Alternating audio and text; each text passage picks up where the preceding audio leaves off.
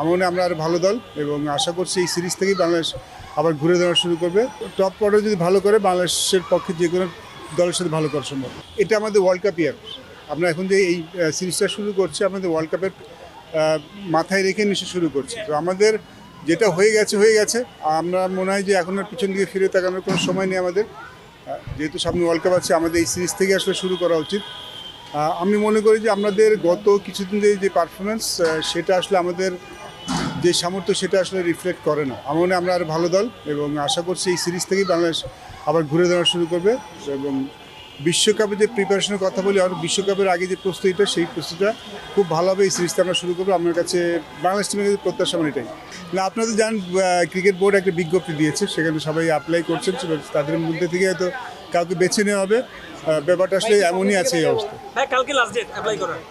হ্যাঁ, আমি তো ইনহাউস, আমি তো বাইরে কেউ না, আমি তো এখনও ক্রিকেট বোর্ডের সাথেই আছি। তো আমার ব্যাপারটা একটু ভিন্ন। আমি হয়তো কালকে হয়তো দিয়ে দিব, বাট সেম টাইম আরও অনেকেই দিচ্ছেন, আপনারা দেখেছেন।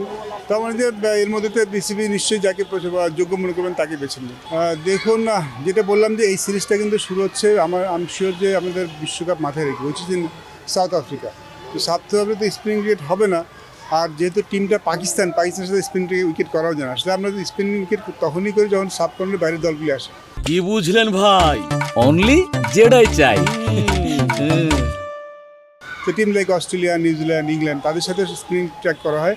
বাট মিরপুরের উইকেটেও কিন্তু সুইমিং কন্ডিশন তৈরি করা যায়, আমরা আগে দেখেছি। ওরকমভাবে সময় দিলে ঘাস লাগলে মিরপুরের মাঠেও কিন্তু ফাস্ট বোলাররা বেশি অ্যাডভান্স পেয়ে থাকেন এবং আমাদের স্কোয়াডটা দেখে মনে হচ্ছে যে আমরা সেই ধরনের উইকেট বানাতে যাচ্ছি। সো মানে ইটস রাইট, এরকমই হওয়া উচিত। কারণ এখন থেকে আমরা যেই সিরিজগুলি খেলবো, হোমের বাইরে গেলে তো কন্ডিশন আমাদের হাতে থাকে না। যেহেতু হোমে যখন খেলা হবে কন্ডিশন আমাদের হাতে থাকে, সেক্ষেত্রে যখন আমি যেই কন্ডিশন পারি অবশ্যই আমরা জেতার জন্য দল বা কন্ডিশনটা তৈরি করবো। বাট সেম টাইম ওয়ার্ল্ড কাপে কীরকম কন্ডিশন ফেস করতে পারি সেটা মাথায় রাখা খুব দরকার আমাদের।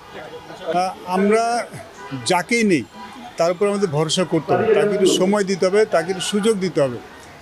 দেখুন, যেটা বললাম যে যেহেতু ওয়ার্ল্ড কাপ ইয়ার, সে এই প্রিপারেশন এক বছরের প্রিপারেশনকে ওয়ার্ল্ড কাপ নিয়েই হবে। সেই ক্ষেত্রে আমাদের ডেফিনেটলি একটা প্ল্যান মাথায় থাকা উচিত যে কোন খেলোয়াড়কে আমরা দলে নিতে চাই, আমরা কোন ধরনের ক্রিকেট খেলতে চাই, সেই ধরনের ক্রিকেটের সাথে কার খেলা যায়।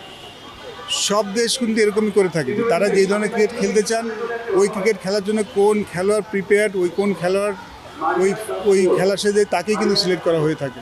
সেক্ষেত্রে অনেকে হয়তো আনফর্চুনেট হন, বাট সেটা আসলে প্ল্যানিংটা এভাবে হওয়া উচিত। আর যখন কাউকে নেওয়া হয় তখন তাকে একটু সুযোগ দেওয়া উচিত। তিনি যেখানে স্বাচ্ছন্দ্য বোধ করেন সেখানে খেলার সুযোগ করে দেওয়া উচিত। এবং দেখুন, আশা তো আছেই, বাট সেম টাইম বাংলাদেশের যদি ভালো করতে চায় আমাদের ব্যাটিংটা ক্লিক তো করতে হবে। বিকজ আই থিঙ্ক আমার bowling side is very good. আমাদের টপ অর্ডার যদি ভালো করে বাংলাদেশের পক্ষে যে কোনো দলের সাথে ভালো করা সম্ভব।